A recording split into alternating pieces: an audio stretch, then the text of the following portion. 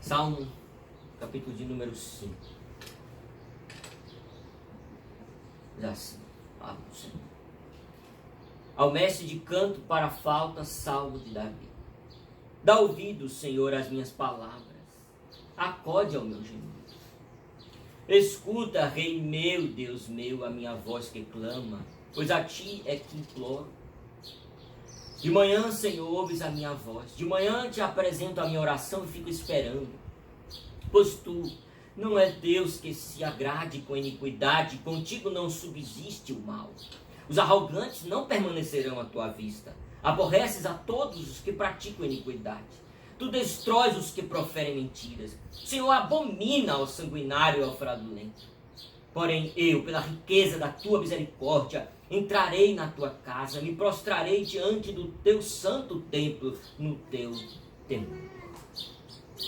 Senhor, guia-me na tua justiça. Por causa dos meus adversários, endireita diante de mim o teu caminho. Pois não tem ele sinceridade nos seus lábios. Seu íntimo é todo crimes. Sua garganta é sepulcro aberto. E com a língua lisonjeia. Declara os culpados, ó Deus. Caiam por seus próprios planos. Rejeita-os por causa das suas muitas transgressões. Pois se rebelam contra ti. Mas regozijem-se todos os que confiam em ti. Folguem de júbilo para sempre, porque tu os defendes. Em ti se gloriem os que amam teu nome. Pois tu, Senhor, abençoas o justo e com escudo, o cercas da tua benevolência. Amém. Este salmo, ele é um lamento, como os salmos 3 e 4. E ele também foi escrito com a mesma finalidade, como mesma ocasião dos outros salmos 3 e 4. Uma perseguição, quando o seu filho Absalão tomou o reino. E então Davi foi muito afligido mesmo. Nós vimos em algumas, na exposição dos salmos anteriores, como isso causou a Davi muitas dores. Mas o Senhor, ele faz assim com o seu povo. Ele faz o seu povo passar por dificuldades e aflições, para que o seu propósito de amadurecer o povo, fazer com que ele se aproxime do Senhor, fazer com que cada palavra pregada e ensinada ao seu povo cause um efeito que desperte do seu povo o efeito que o Senhor realmente quer ver no povo, que é a demonstração de que, de fato, o Senhor é a rocha para o seu povo. O Senhor é tudo o que temos aprendido a respeito do controle absoluto sobre todas as coisas. A respeito de querer o bem para o seu povo. E também de que devemos nos conformar à imagem de Cristo Jesus, que padeceu, que sofreu. E então, recorrendo a Ele, como assim foi feito aqui nesse salmo, ter todos os benefícios do consolo, do amor dele para conosco.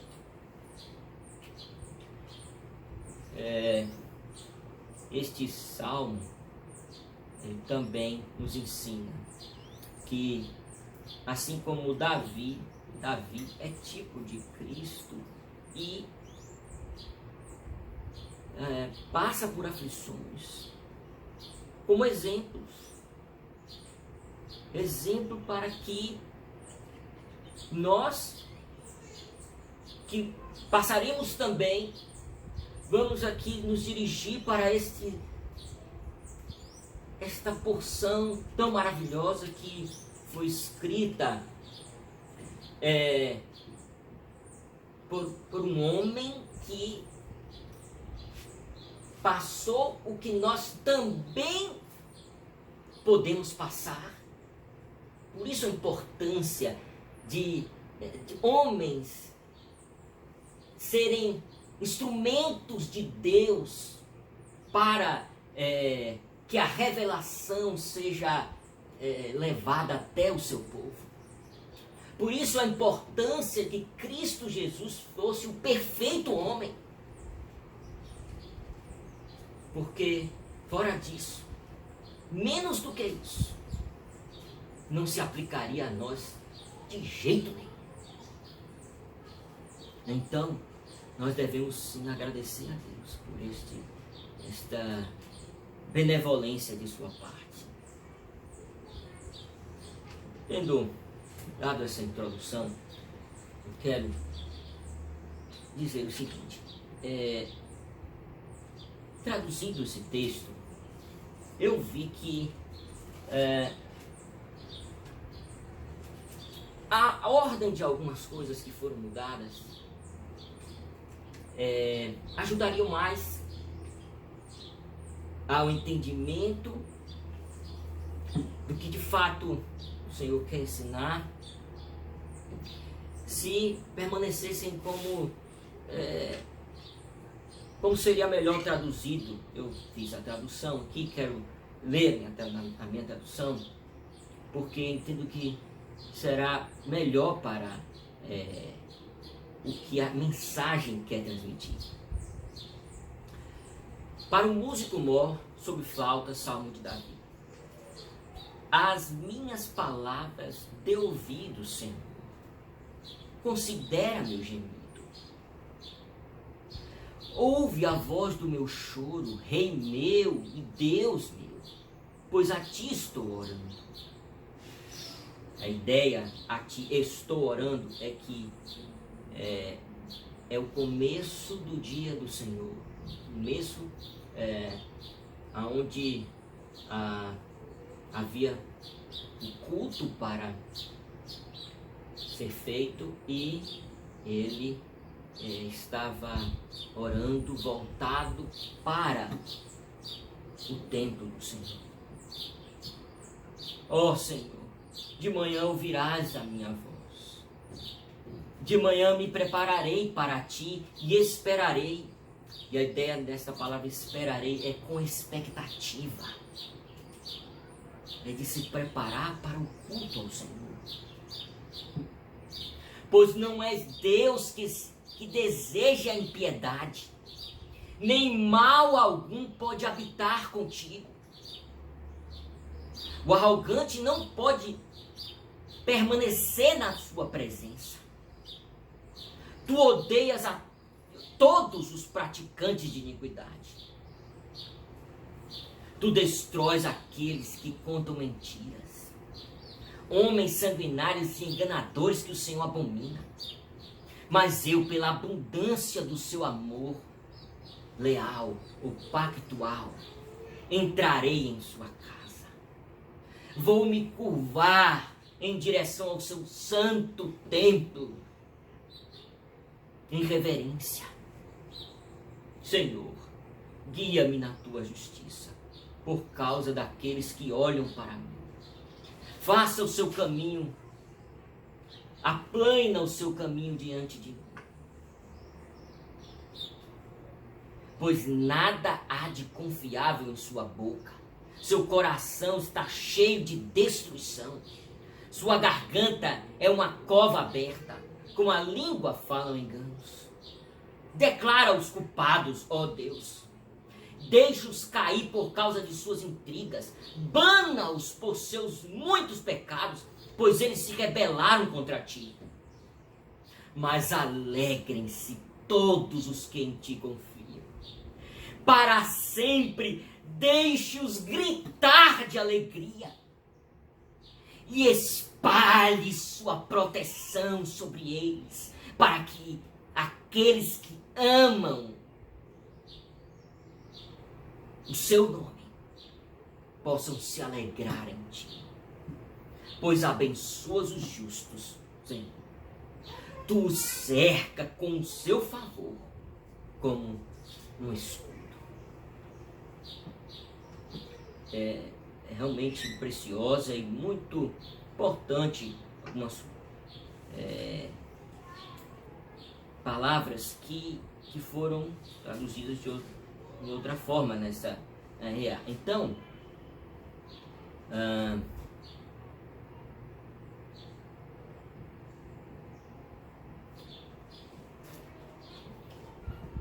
a divisão desse texto, ela é da seguinte forma: do verso 1 até o verso de número 9, nós temos aqui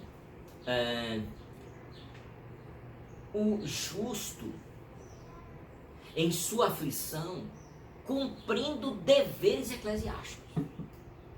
Então, por isso que algumas palavras aqui não ajudam o entendimento de que a ideia aqui é de deveres eclesiásticos, é de estar na casa do Senhor.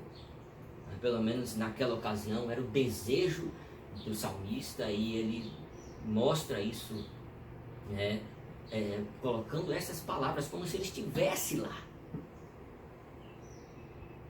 na casa do Senhor, né, voltado para a casa do Senhor por não estar, mas muitas palavras é assim que estão sendo colocadas mesmo.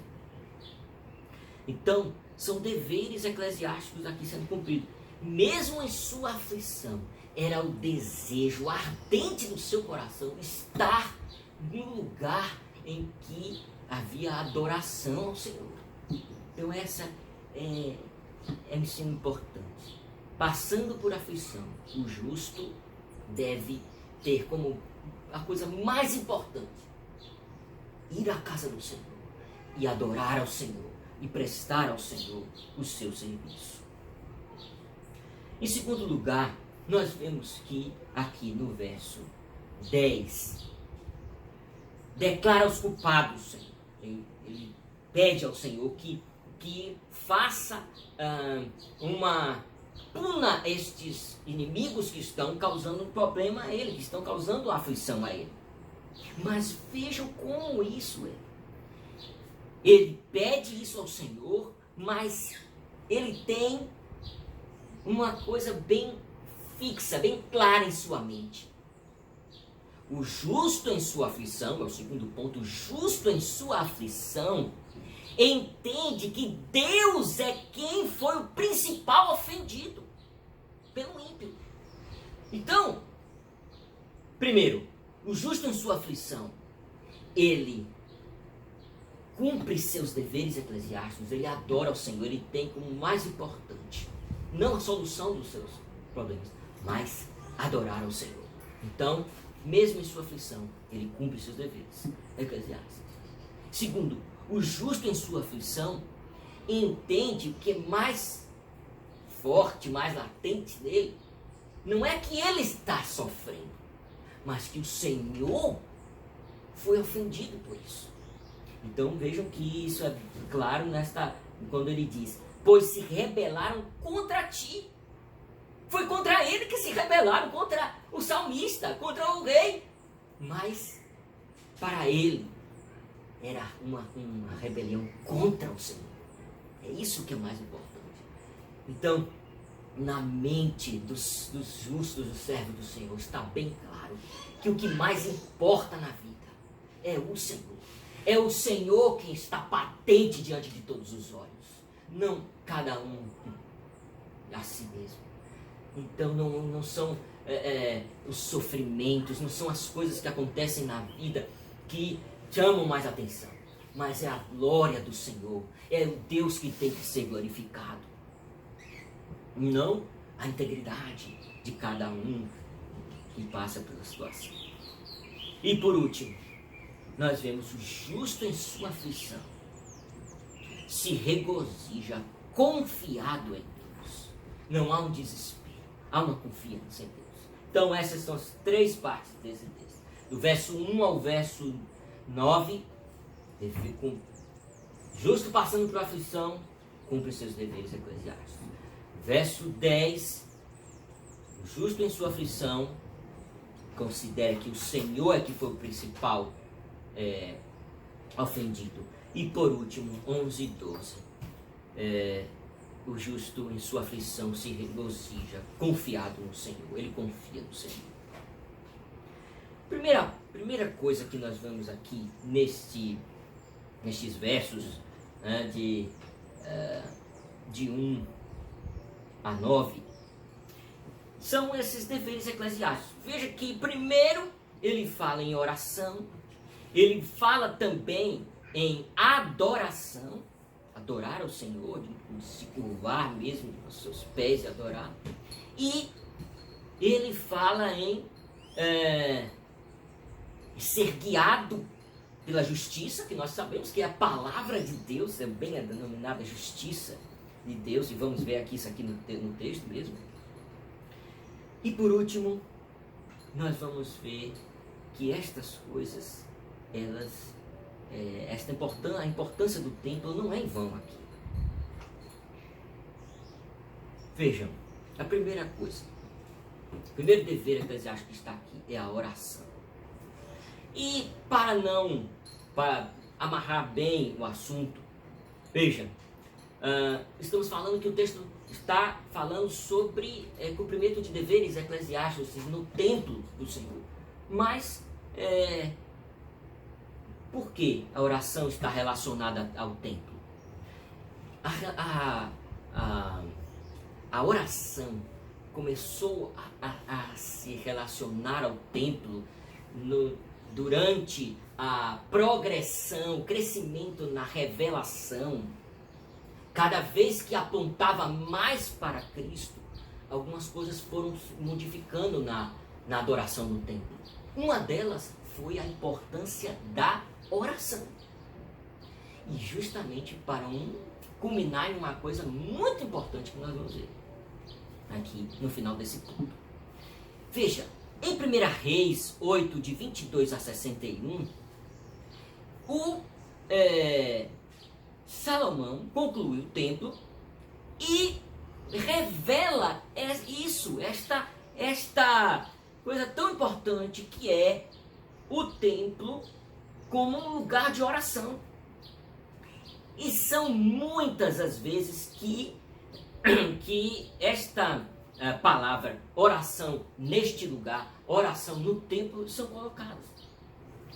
Se eu for ler aqui vai demorar muito, porque é do 22 ao 61 em que ele faz essa oração e muitas vezes ele coloca isso. Mas tem um parágrafo que fala muito. Então vejam.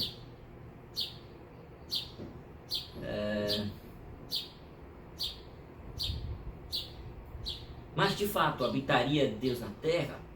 Atenta, pois, para a oração de teu servo, para a súplica diante de ti, que é referência ao templo também. Ouve, pois, a súplica do teu servo, do teu povo de Israel, quando orarem neste lugar. 1 Reis 8, agora o 31. Quando orarem neste lugar. Ouve tu dos céus e age, julga. São números, mas são muitas e muitas vezes mesmo que ele fala neste lugar, esta casa, e muitas outras coisas, referências que correspondem à casa do Senhor. Então, veja, havia sim um interesse em que esta relação da oração fosse tendo maior importância, maior foco no templo. A oração. O Mark Boda, um teólogo, Mark Boda, que escreveu o livro Evangelho de Acordo com Davi, ele diz o seguinte: enquanto o foco maior do tabernáculo estava no sacrifício, um foco igual, se não maior, do templo ia se mostrando, que era a oração. O templo iria nutrir o relacionamento entre Deus e o seu povo, especialmente quando eles se desviaram da fidelidade à aliança. Esta oração iria ter essa importância de nutrir este relacionamento, voltar com este relacionamento. Então, vejam, aqui, diante disso, nós temos, a respeito da oração, dos versos 1 ao verso 6, nós temos aqui algo interessante, que é pontos positivos e pontos negativos falando a respeito da oração. De coisas importantes da oração. Como, por exemplo, nós temos aqui, no verso 1, dá ouvido, Senhor, às minhas palavras, e acode, considera palavras, considera. Então aqui você vê a importância de ele estar falando, ó Senhor, dá ouvidos às minhas palavras. Considera essas palavras. Como o Senhor vai considerar essas palavras? Perceba que no verso 6 ele diz: tu destróis os que proferem mentiras, o Senhor abomina ao sanguinário e ao fraudulento. Então vejam que aqui também, de forma negativa, há uma relação que é a estas palavras. Então uma coisa importante a respeito da oração aqui nesse ponto é: a oração, ela deve ser de acordo com a vontade de Deus. Nós temos que orar de acordo com o que o Senhor quer ouvir, não o que nós queremos falar simplesmente, mas o que o Senhor quer ouvir. Veja então o que ele diz: considera as minhas palavras. Olha, Senhor, ele tinha palavras que o Senhor queria ouvir, de acordo com a vontade do Senhor, com a lei do Senhor. Ao passo que, no verso 6, você vê que os ímpios proferem mentiras, o que é oposto ao que nós sabemos que é a verdade do Senhor, o que é a palavra do Senhor. E veja, mentiras e fraude, iniquidade. Então são coisas que são opostas à verdade do Senhor, ao que é verdade do Senhor. Nós temos no Salmo 17:1. Veja o Salmo 17:1. Nós vemos isso aqui. Ouve, Senhor, a causa justa, que na verdade a melhor tradução é: ouve, Senhor, a justiça. Não é a causa justa. Aqui não é um elemento gramatical, como está aqui a justa, mas é justiça. A palavra que está no hebraico é exatamente isso. Ouve a justiça, que são os oráculos de Deus. Ouve, Senhor, o que é a tua verdade, é a verdade do Senhor. É o que o Senhor quer ouvir. Eu peço ao Senhor que faça isso. Ouça o que o Senhor quer ouvir mesmo. E é por isso que o salmista tem a intrepidez de fazer o que está aqui sendo feito, que é verbos no imperativo. Não sei se essas igrejas de hoje, pentecostais, estão estudando o hebraico e vendo que são verbos no imperativo, então por isso eles podem ter a ousadia de declarar alguma coisa ao Senhor. Mas se for este o caso, eles estão esquecendo disso. O imperativo aqui é justamente porque são as palavras do próprio Deus. Por isso há esta intrepidez do salmista. E por isso há uma conexão, inclusive, não só com esta forma, essa intrepidez, mas confiança de que o Senhor de fato vai ouvir. Por quê? Porque é o que ele quer ouvir. É É o que ele prescreveu que seria o que ele iria ouvir mesmo. Nós conhecemos também o texto de Romanos 8, 26, que fala do Espírito nos ajudar em oração com gemidos inexprimíveis, que é esta correção do que estiver errado na nossa oração, de coisa. Então, nós vemos aqui a importância de orar em conformidade com a vontade do Senhor.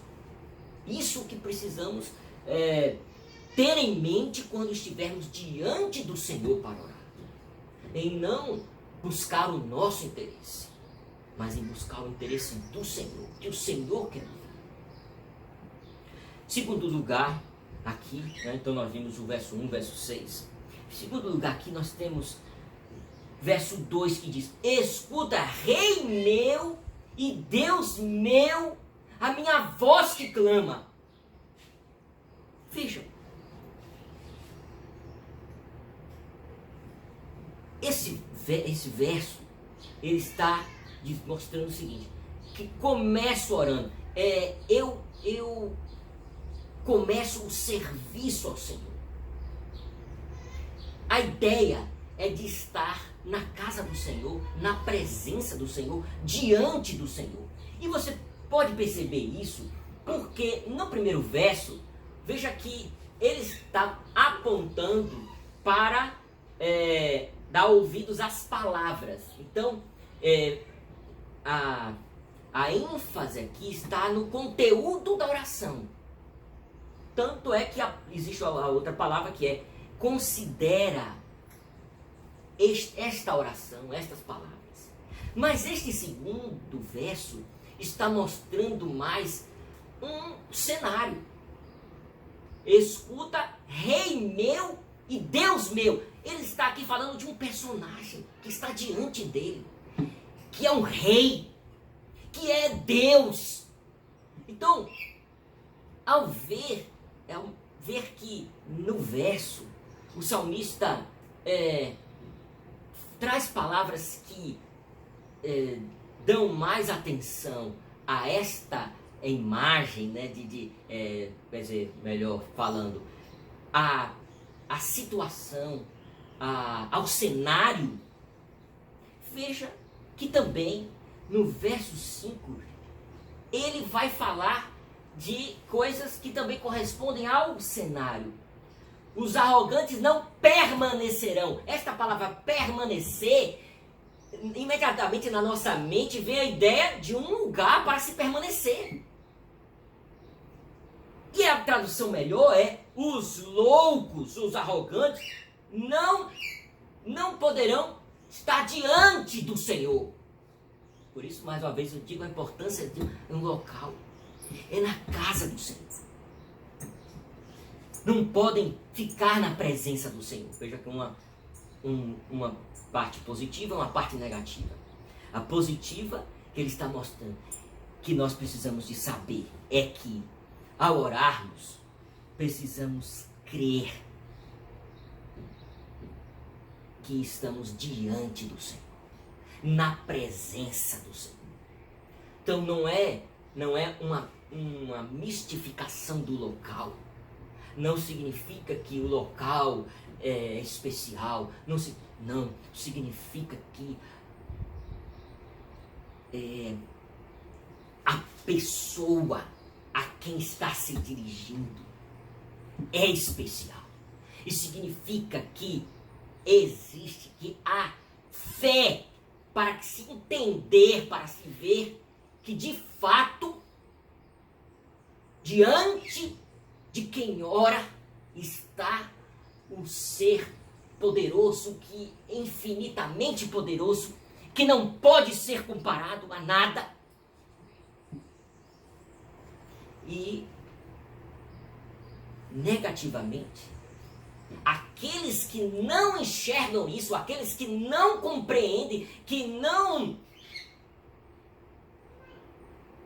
trazem para esse exercício santo esta este elemento tão importante que é a percepção da pessoa de Deus, a fé para crer que Deus de fato está ali presente, como o verso 5 diz, não vão estar na presença dele, porque ele não vai admitir isso. Ele, na verdade, aborrece a todos que não têm esta fé para crer que ele existe. O texto de Hebreus 11:6 fala sobre isso. Hebreus 11:6 diz: aquele que se aproxima de Deus deve.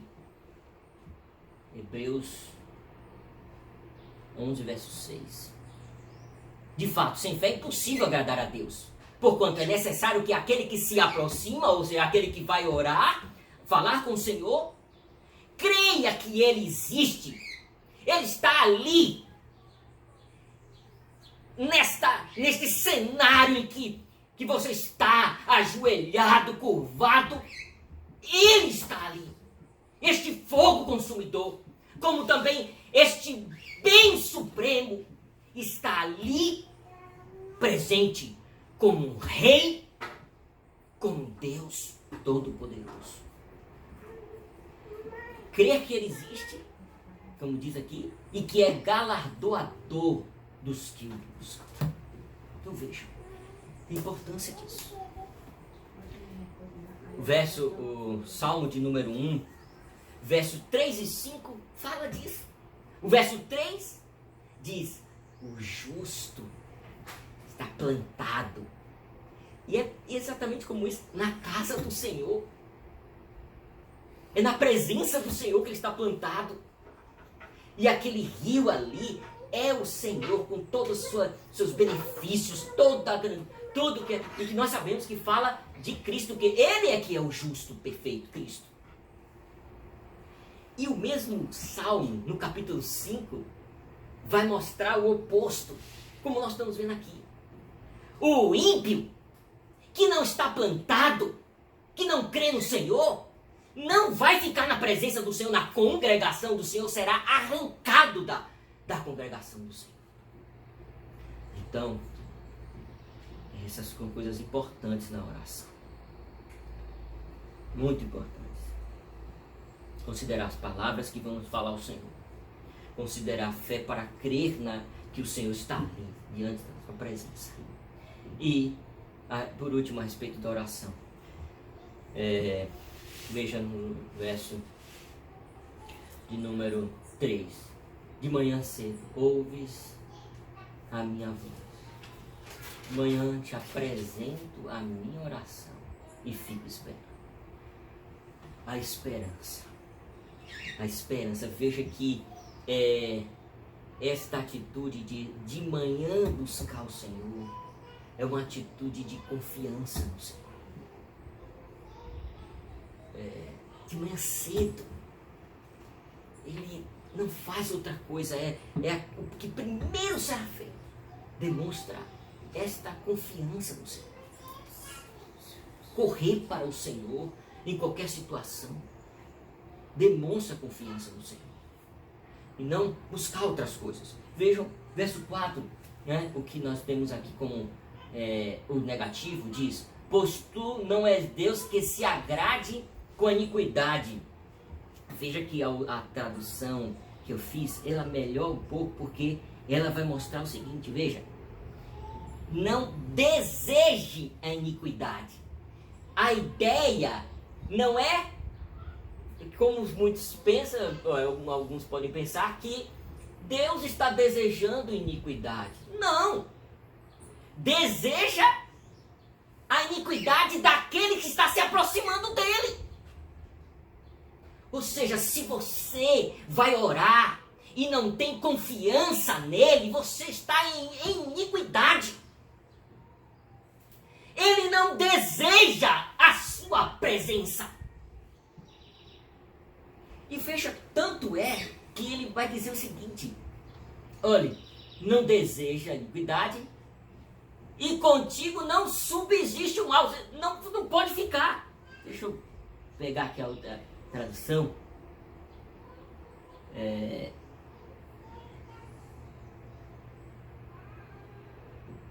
Não és Deus que deseje a impiedade, nem mal algum pode habitar contigo. Então veja, a ideia é justamente essa. Se ele permitisse acesso a ele, a quem não confia nele, ele iria permitir que estivesse próximo a ele a iniquidade. Essa é a ideia. Então veja,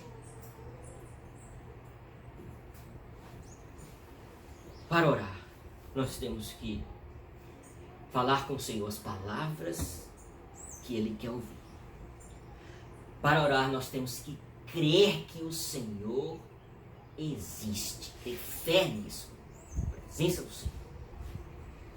Para orar, nós temos que confiar, ter esperança no Senhor, ter o Senhor como o único que pode acudir, que pode resolver o que nós estamos precisando. O único em que devemos correr para Ele em qualquer situação. É isso que Ele quer.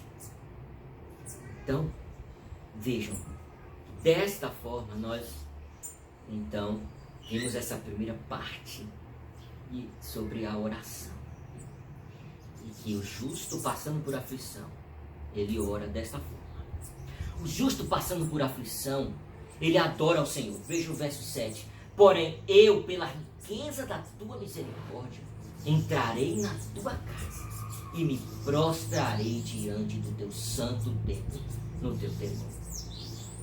Eu tenho percebido uma coisa que sempre que as pessoas estão em aflição, a primeira coisa a se fazer na oração é pedir ao Senhor misericórdia. Então você pode acompanhar uma oração desta, vai ser sempre pedindo. O salmista tinha bem claro diante dele que ele tinha que adorar. Eu me curvo, eu me adoro, eu adoro o Senhor, eu lhe adoro. E se nós formos fazer uma apanhada assim nos salmos, nós vamos ver que muitas e muitas partes neste livro estão recheadas mesmo, do salmista engrandecendo, adorando ao Senhor, enaltecendo ao Senhor.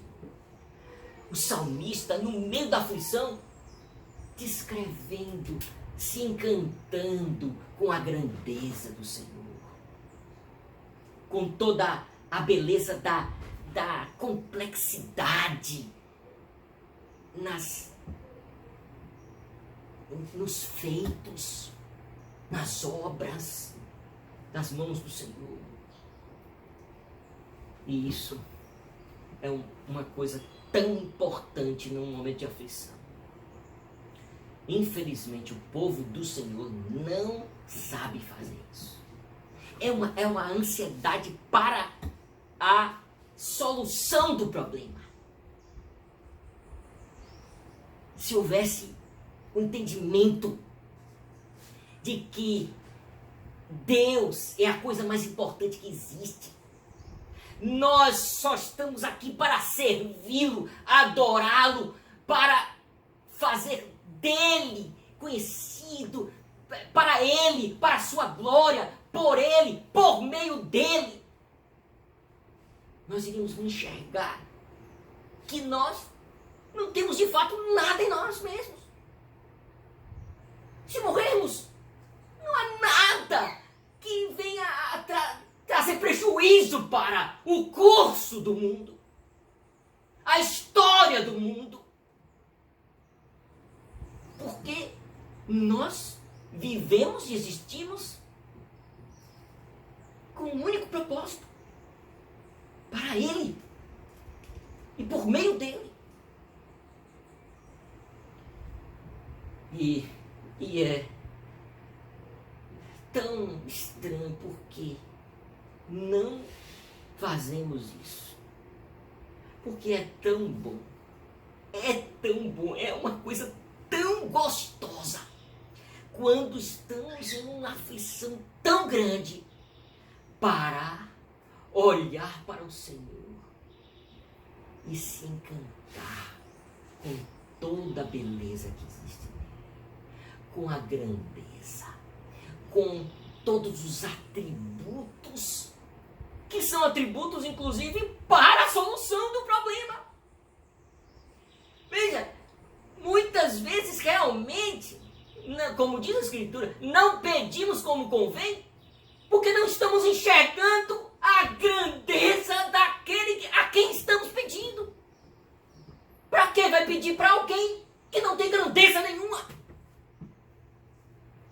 Ou para alguém que a grandeza não merece nem ser vista, nem ser pontuada, exaltada.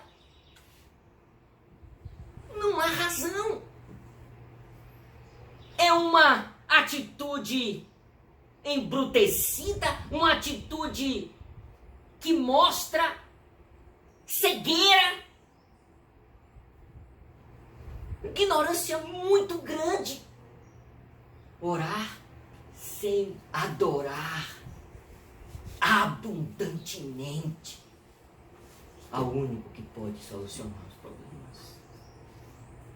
Salmo 132:7 diz: eu me prostro, eu me curvo diante do Senhor, os cabelos dos teus pés, eu me rendo ao Senhor, eu adoro ao Senhor. E por último, um último ponto, subponto, né, destes deveres eclesiásticos, é que, como está aqui no verso 8 e 9, Senhor, guia-me na tua justiça.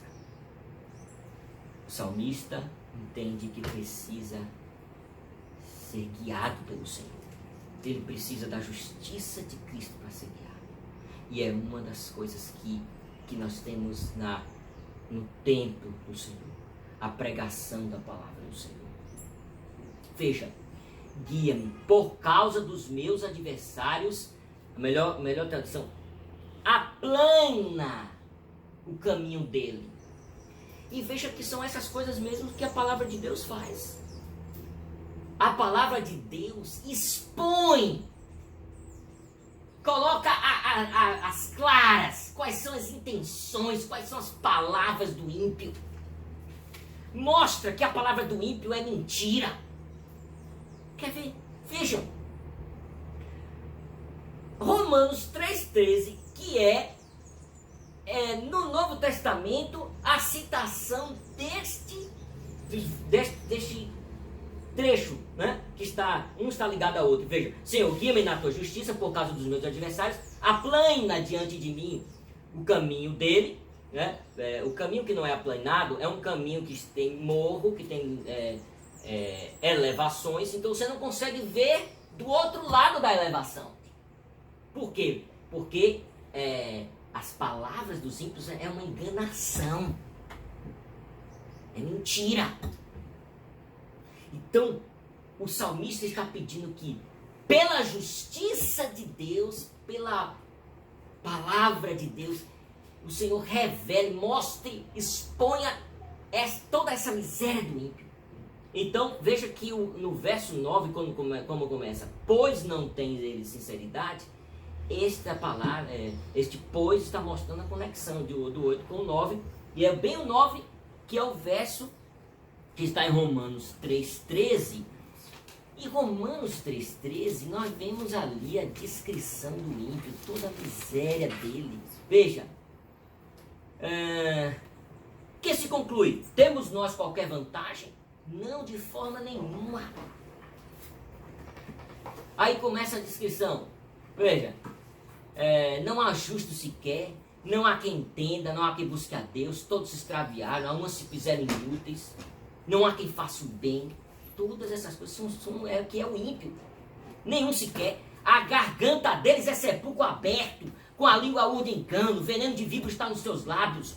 A boca eles a têm cheia de maldição, de amargura. São seus pés velozes para derramar sangue. A palavra de Deus, a pregação da palavra de Deus, revela toda a podridão do ímpio. Revela, expõe, coloca como uma vergonha todos os atos dos ímpios. E nós precisamos saber disso. Quem são os ímpios?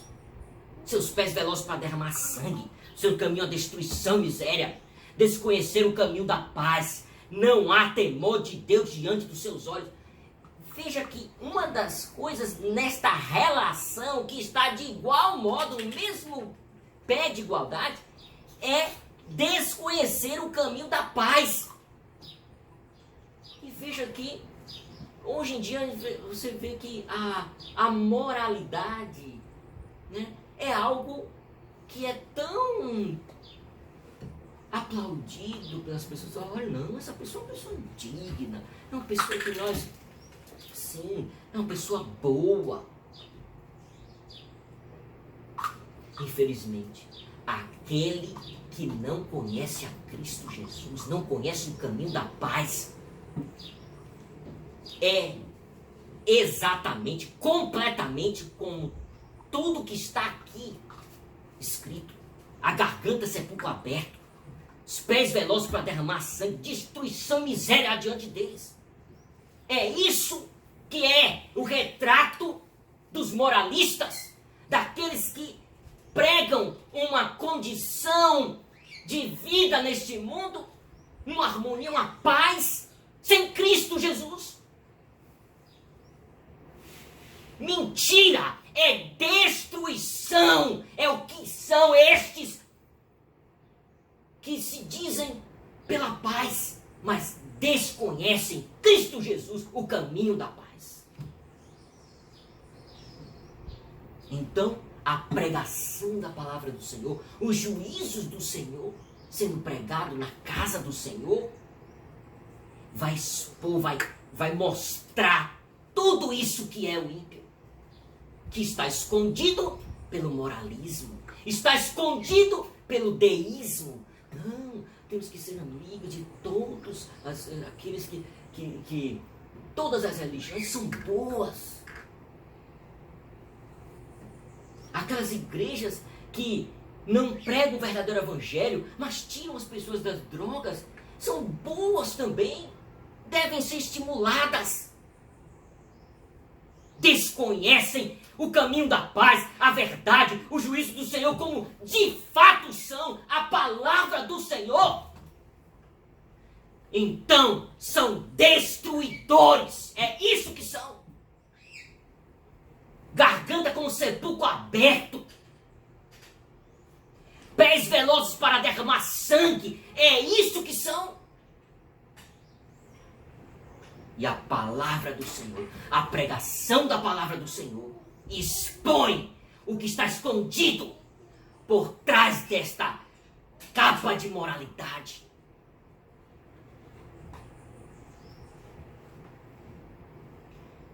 E então encerramos este ponto dizendo o seguinte: todas essas coisas que estamos falando são compromissos eclesiásticos. Não tem sentido nenhum se não falarmos do principal. Jesus Cristo é o templo. E olha que coisa extraordinária. Em João 1,14, o verbo se fez carne, que a melhor tradução é tabernaculou entre nós. E este tabernacular se fez um tabernáculo. Não é simplesmente ele estar junto de nós, mas ele se fez um tabernáculo para estarmos diante dele. É um texto que mostra que Jesus é o templo.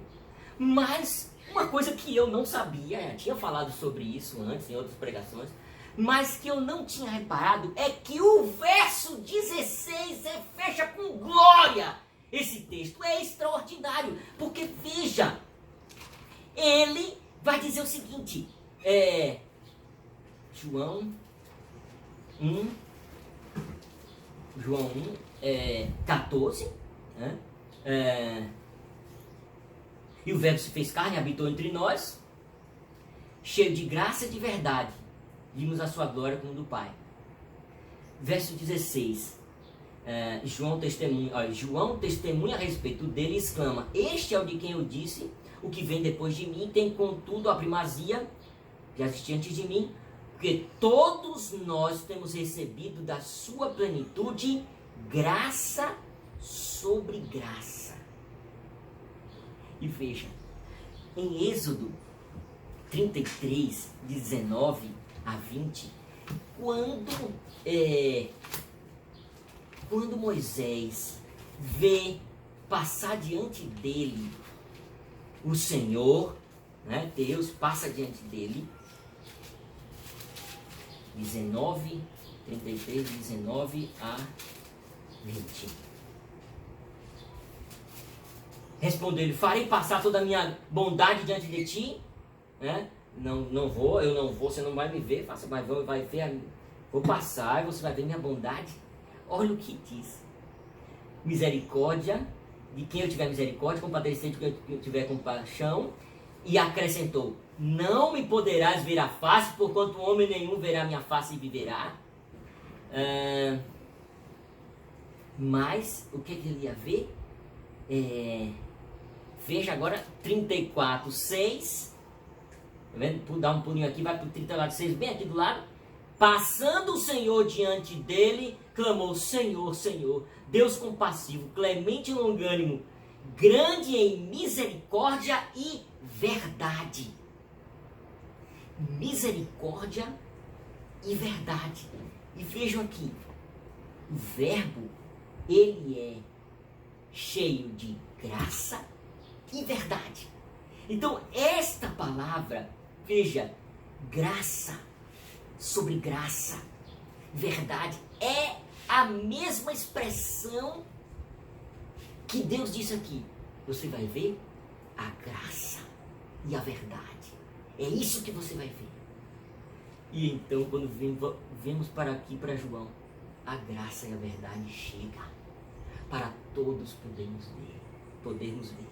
E veja o próprio Cristo dizendo isso no capítulo 2, 19 a 22, diz: Jesus lhe respondeu, os fariseus falaram alguma coisa, né? Os judeus falaram alguma coisa, aí Jesus responde: destruí este santuário, vocês vão destruir, em 3 dias o reconstituirei.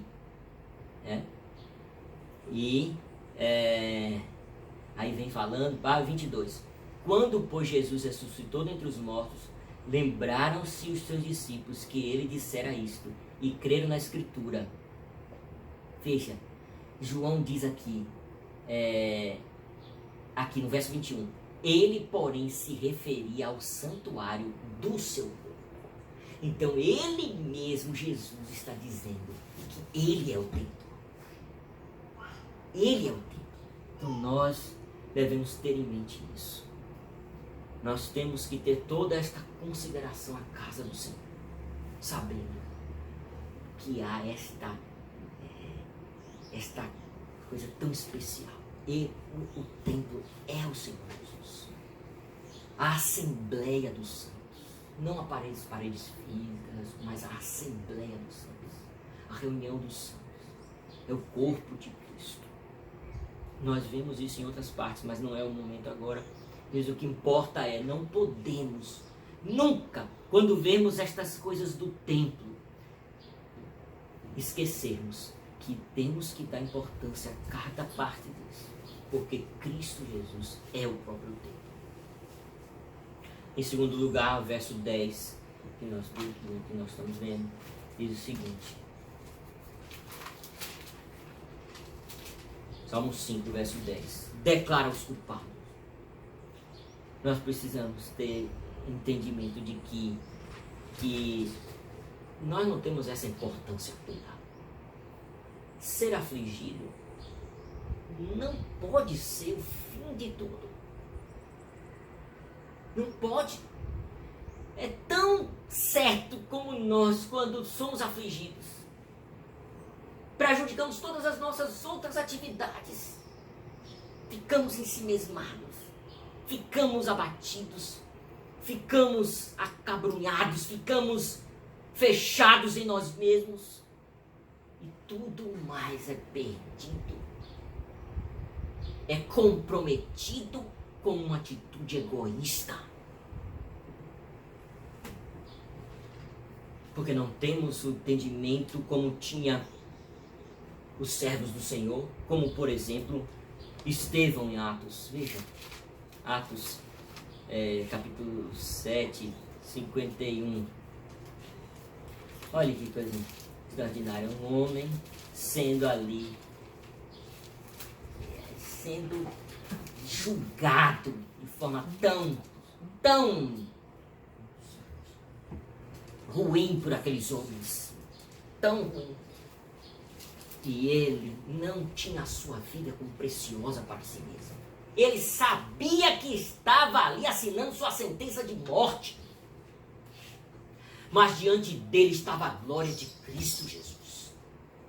Então ele vira-se para os homens e diz: homens de dura cerviz. Ele está falando com principais que podiam matar ele. Paulo ali presente, assassino tão cruel e conhecido por todos. E vejam como a cena é trágica, porque Paulo estava ali consentindo. Ele, o principal de todos os perseguidores, dos maiores perseguidores, é porque tinha gente até pior do que ele ali. E este homem, com toda a sua ousadia, com toda a mente cheia do entendimento de que é Cristo Jesus o que merece sim ser honrado, o que não pode ser vilipendiado. Então ele volta-se para aqueles homens e fala: homem de dura cerviz, incircunciso de coração. Que loucura! Como pode se virar para homens que exigiam tanto respeito de todos da nação e matava aqueles que olhassem de uma forma até acusá-los? E ouve dele, deste servo do Senhor, que eles são incircuncisos. Nada adianta esta circuncisão de vocês. E tudo isso por quê? Porque ele estava sofrendo? Porque ele estava sendo perseguido? Porque ele estava com algum problema financeiro? Não! Porque ele disse: vocês mataram os profetas e o principal dos profetas, Cristo Jesus, foi afligido por vocês. E é isso o que me move, e é isso a minha razão de vida, é o que vocês machucaram, por isso não importa a minha vida. Ah, se os servos do Senhor tiverem esse entendimento, e que quando estiverem sofrendo, como diz o Salmo, Senhor, declara os culpados, caiam por seus próprios planos, rejeitam por causa das suas muitas transgressões, não contra mim, mas porque eles se rebelaram contra o Senhor.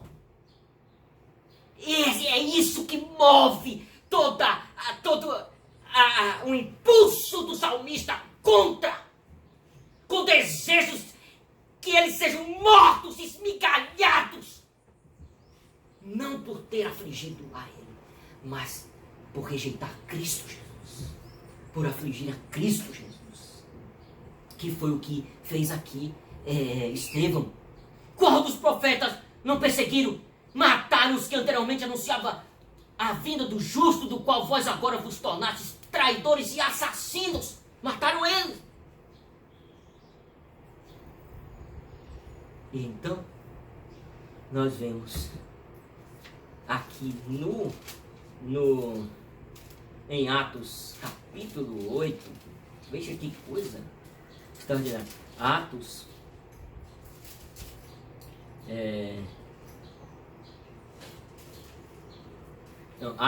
26, 8, Atos 26, de 13 a 15, veja, Paulo está contando como foi a sua conversão. E então veja o que acontece. Jesus volta-se para ele e diz: ao meio-dia, ó rei, indo eu ao caminho, vi uma luz no céu, mais resplandecente que o sol, era Jesus. Brilhou ao redor de mim, dos que iam comigo. Caindo todos por terra, ouvi uma voz que falava em língua hebraica: Saulo, Saulo, por que me persegues? Paulo estava indo para perseguir e matar a igreja de Cristo. Mas Jesus volta-se e diz: por que me persegues? E então, olha o que ele diz: dura coisa, Paulo, é recalcitrares contra os aguilhões. Olha, a ideia aqui é o seguinte: naquela época existia um tipo de atividade, como hoje também acontece com animais, em que as pessoas pegavam aguilhões, eram esporas, e futucavam os animais para fazer algum tipo de, não sei, diabo, alguma coisa. Mas eles mexiam com quem mexia com esses animais, usavam essas coisas e futucavam com esporões os animais, e eles eram machucados. Neste atiçar, nesta atitude de enfiar a espora, os animais, como eram ferozes, eram animais selvagens, eles batiam as mãos, as patas, mordiam a espora. E quando eles faziam isso, eles eram mais machucados ainda. Por quê? Vejam que uma lança afiada estava sendo dirigida para eles, e quando eles batiam a mão para tirar, entrava mais, machucava mais. Virava a boca para morder a lança, machucava mais. E Jesus pega esta imagem para dizer para Paulo: Paulo, você é esta fera. E a espora, a lança afiada que machuca, não é você, é minha igreja, sou eu mesmo. Quando você, como fera, avança para machucar, para morder, devorar os meus, você está sendo mais machucado do que eles, que não estão sendo machucados em nada. Por isso, o que você está fazendo é duro para você.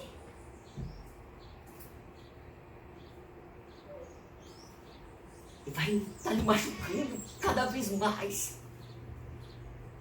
Olha que coisa linda, que coisa extraordinária. Se nós temos isso bem claro em nós, que sendo Cristo Jesus, aquele que está sendo machucado pelos ímpios, aquele que está sendo maltratado pela aflição que os ímpios impõem, se na nossa mente quem está sendo o atingido é Cristo Jesus, é o próprio Deus, então, em vez de nós sermos o coitado que está sofrendo, nós somos o aguilhão desses que estão machucando. Nós é que somos aquele que está causando prejuízo. Não estamos sendo prejudicados. É exatamente isso que o Novo Testamento fala em várias partes, quando diz: nada vai acontecer a eles, porque a alma deles está guardada nas mãos poderosas de Deus, de Cristo Jesus. Isso é o que importa. Não importa ser queimado, não importa ser mordido pelas feras. quando nós nos identificamos com Cristo, quando para nós o sofrimento, a injúria está sendo feita a Ele, então os ímpios estão sendo machucados. Ele está fazendo a Cristo Jesus. Eles estão fazendo a igreja de Cristo Jesus. Estão sendo machucados. Isso que é a glória. E por último,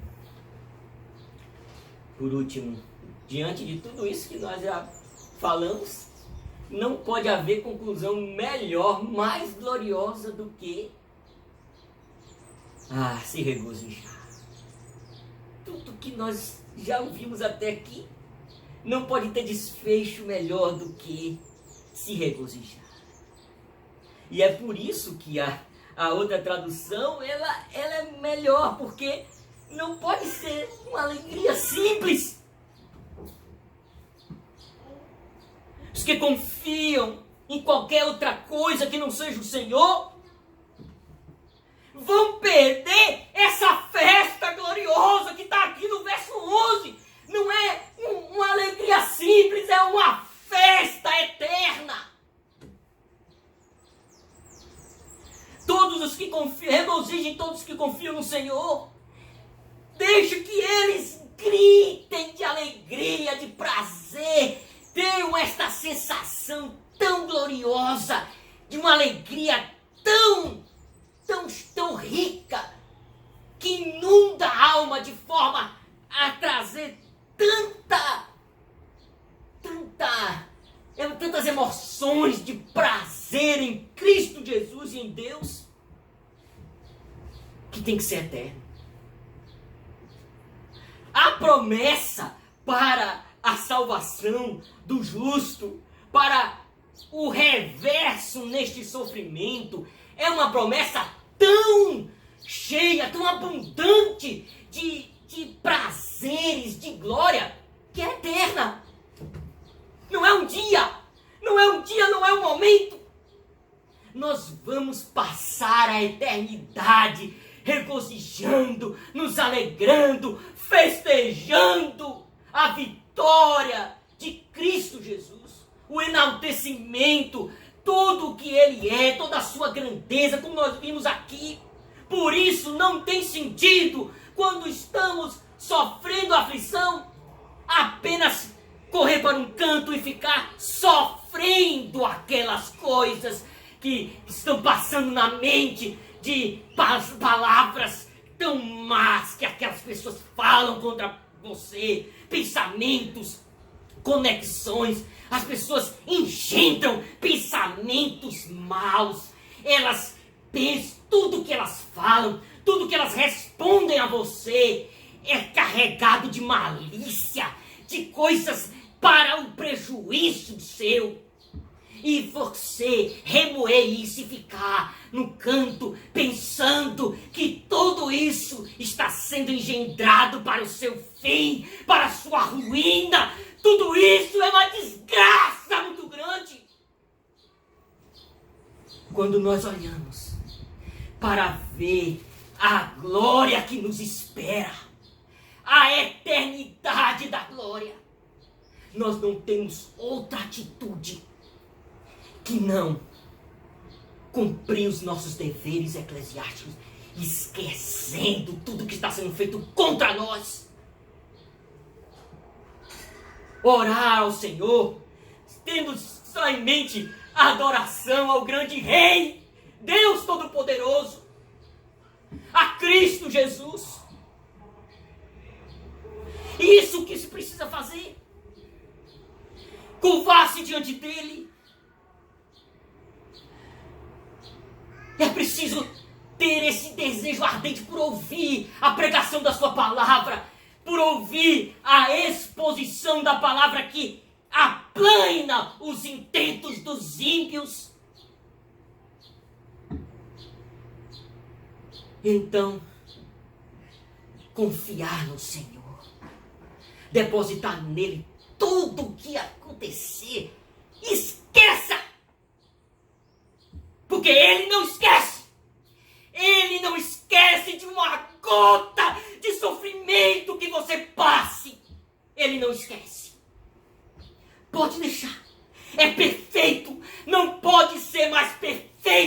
isso.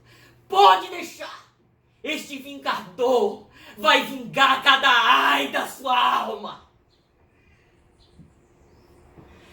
Cada suspiro de aflição que você teve, ele vai pisar nesses que fizeram isso. Ai desses que fizeram isso.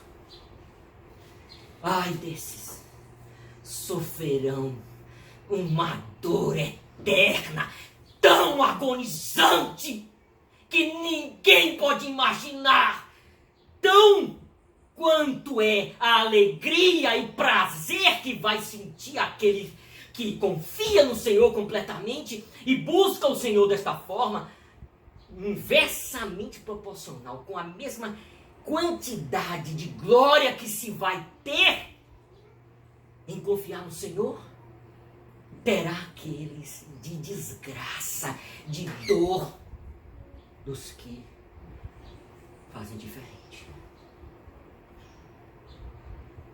São opostos ao que os santos e os justos fazem. Que o Senhor nos abençoe, porque vejam, é coisa muito grande. Olha, o verbo está no pieu jussivo. É uma coisa, não é frequente se ver isso.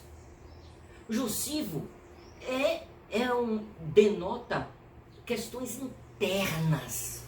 Tem a ver com a volição, com a vontade, e é algo muito forte da vontade. O pieu é um modo no verbo que dá uma força muito grande, muito grande. Tem muitas palavras que não precisam de pieu, que já tem o significado de ser grande. Mas Deus juntou essas duas coisas aqui para mostrar que tem algo muito extraordinário.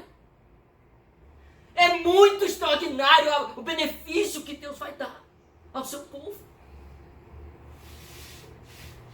Então, nós vemos, Deus abençoe o seu povo. Veja, regozijem-se, folguem todos e jubilem eternamente, porque Deus os defende. Se glorie os que amam o teu nome. E é isso que nós precisamos fazer. Não maquinar qualquer atitude contra os ímpios. Não é para nós isso. O que temos que fazer é amar o Senhor. O que temos que fazer é nos gloriar, porque estamos sendo abençoados com toda a aflição. Estamos sendo abençoados. O Senhor abençoa. E mesmo que não pareça, mas estamos sendo cercados com um escudo. Nada toca a nossa alma. Nada nos faz mal. Tudo o que acontece está nos fazendo bem, para a glória do Senhor. Que o Senhor nos abençoe.